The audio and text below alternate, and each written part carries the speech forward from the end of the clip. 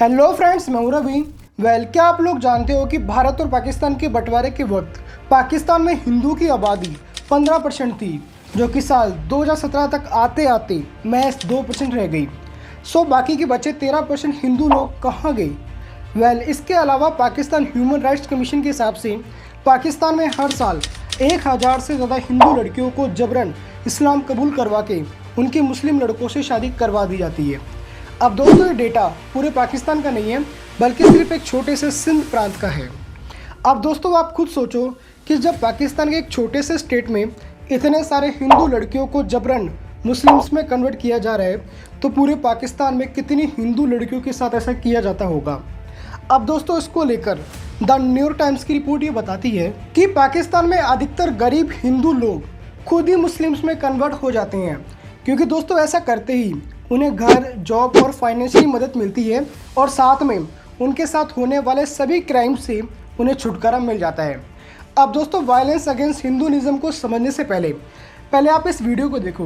अगर इस्लामाबाद में मंदिर बना, मैं उन हिंदुओं तो चुन चुन के मारूंगा। सुन लो आरएसएस के दहशतगर्दों, अब हर मुसलमान की शहादत का बदला लेंगे, क्योंकि अब हिंद बनेगा पाकिस्तान। अब इसको देखकर तो बड़ा सवाल तो ये आता है कि एक स्कूल जाते बच्चे के अंदर हिंदुओं के प्रति और इंडिया के प्रति इतना नफरत कहाँ से आता है?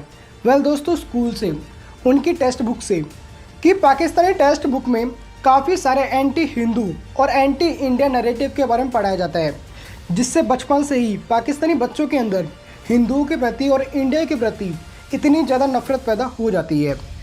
अब दोस्तों, इतना सब कुछ देखकर आपको क्या लगता है? क्या ये पाकिस्तान की स्ट्रेटजी है पाकिस्तान में हिंदुइज्म को ख़त्म करने की? दोस्तों, इसके बारे में हम आज के इस वीडियो में डिटेल में बात करने वाले हैं। पाकिस्तान में हिंदू की आबादी कम होने के 3 कारण हैं। नंबर 1, पाकिस्तान में हिंदुओं का पुअर इकोनॉमिकल कंडीशन का होना, जिसमें फर्स्ट कैटेगरी है limited job for Pakistani low caste Hindus. अब दोस्तों, इसको समझने के लिए पहले आप इस पाकिस्तानी लिव स्टॉक डिपार्टमेंट के ऐड को देखिए, जिसमें साफ साफ लिखा हुआ है कि नॉन मुस्लिम्स जैसे कि हिंदू और ईसाई लोग सिर्फ सफाई कर्मचारी की ही नौकरी कर सकते हैं। इसके अलावा दोस्तों, कराची के हेल्थ डिपार्टमेंट ने अपनी जॉब वैकेंसी के लिए इस ऐड को निकाला था, जिसमें उन्होंने साफ साफ कहा था कि सफाई कर्मचारी की नौकरी के लिए सिर्फ नॉन मुस्लिम्स लोग ही अप्लाई कर सकते हैं। इसके साथ उन्होंने ये भी लिखा था कि मुसलमान गंदे कामों को नहीं करते, ऐसे गंदे काम सिर्फ नॉन मुस्लिम्स लोग ही कर सकते हैं। अब हिंदुओं का पुअर इकोनॉमिकल कंडीशन का कैटेगरी नंबर 2 है हिंदू ब्रांडेड लेबल। दोस्तों, पाकिस्तान में मुस्लिम लैंडलॉर्ड गरीब हिंदुओं को घर और खाने का लालच दिखाकर उन्हें ब्रांडेड लेबल बना लेते हैं, और आज भी बना रहे हैं। लेकिन साल 1992 में पाकिस्तानी गवर्नमेंट ने ब्रांडेड लेबल के प्रैक्टिस को बैन कर दिया था।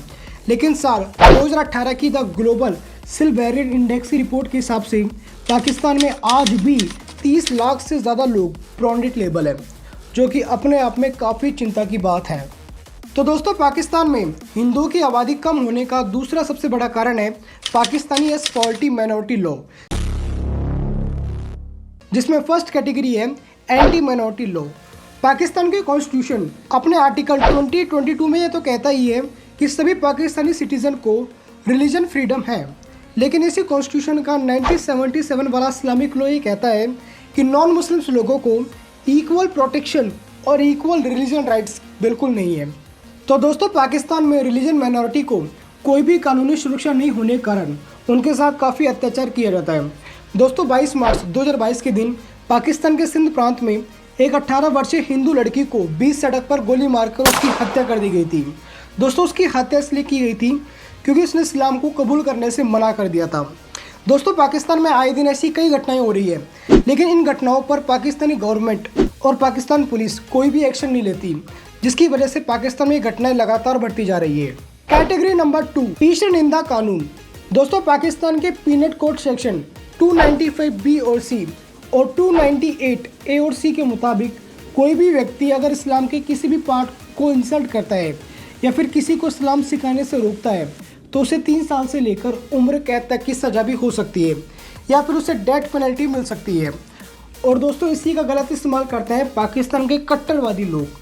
दोस्तों, यूएस स्टेट डिपार्टमेंट की एक रिपोर्ट के हिसाब से साल 2019 में 84 लोगों को इस लॉ के तहत गिरफ्तार किया गया था, और उनमें से 29 लोगों को तो मौत की सज़ा भी दे दी गई थी।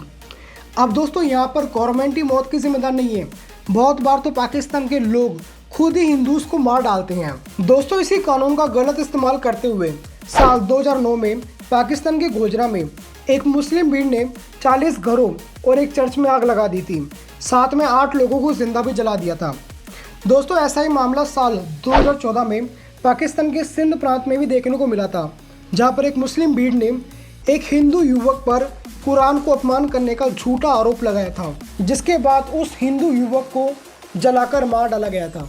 अब दोस्तों इतना सब कुछ करने के बाद भी पाकिस्तान में हिंदुओं को लीगल ही नहीं बल्कि सोशल डिस्क्रिमिनेशन का भी सामना करना पड़ता है, जिसमें फर्स्ट कैटेगरी है हिंदुओं को अनटचेबल की तरह देखना।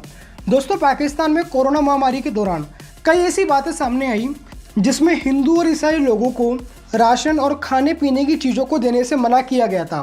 दोस्तों कोरोना वायरस के दौरान राहत कार्य में लग रहे पाकिस्तान के सैलानी वेलफेयर ट्रस्ट ने कहा था कि सहायता केवल मुसलमानों के लिए है, नॉन मुस्लिम लोगों के लिए मदद बिल्कुल नहीं है। तो दोस्तों पाकिस्तान में हिंदू की आबादी कम होने का तीसरा सबसे बड़ा कारण है पाकिस्तान में चली आ रही कन्वर्जन फैक्ट्री, जहां पाकिस्तान ह्यूमन राइट कमीशन की एक रिपोर्ट के हिसाब से पाकिस्तान में हर साल 1000 से ज़्यादा हिंदू लड़कियों को जबरन इस्लाम कबूल करवा के उनकी मुस्लिम लड़कों से शादी करवा दी जाती है। और दोस्तों ये डेटा पूरे पाकिस्तान का नहीं है बल्कि सिर्फ एक सिंध प्रांत का है।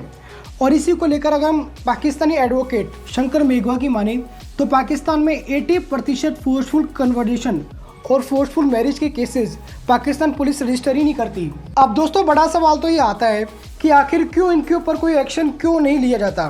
वेल दोस्तों वो इसलिए नहीं लिया जाता क्योंकि यूएस सेनेटर क्रिस मर्फी के हिसाब से इन कन्वर्जन फैक्ट्री को चलाने में दुनिया की सबसे बड़ी इस्लामिक कंट्री सऊदी अरेबिया का भी हाथ है। सऊदी अरेबिया की सपोर्ट की वजह से ही यह कन्वर्जन फैक्ट्री पाकिस्तान में बहुत बड़े पैमाने पर चलती है।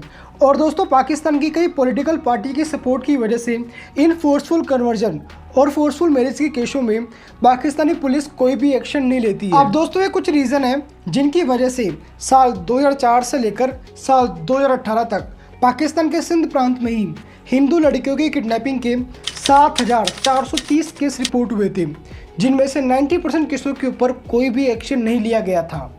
अब दोस्तों पाकिस्तान में इतना सब कुछ हो रहा है, लेकिन यही पाकिस्तान है जो इंडिया को ये कहता है कि इंडिया को अपने रिलीजन माइनॉरिटी का ध्यान रखना बिल्कुल नहीं आता। दोस्तों आपकी जानकारी के लिए बता दूं कि 1951 में इंडिया में मुस्लिम पॉपुलेशन 9.8% थी, जो कि साल 2011 में बढ़कर 14.2% हो गई थी।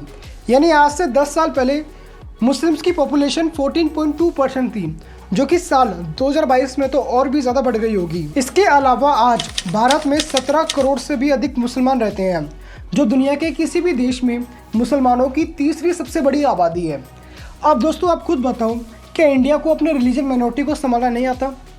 अब दोस्तों इतना सब कुछ होते हुए भी क्यों इंडिया के सबसे बड़े सुपरस्टार आमिर खान सरेआम ये कह देते हैं कि उनको और उनकी पत्नी को इंडिया में रहने से अब डर लगता है, इंडिया उनके लिए अब एक अनसेफ जगह बन चुका है।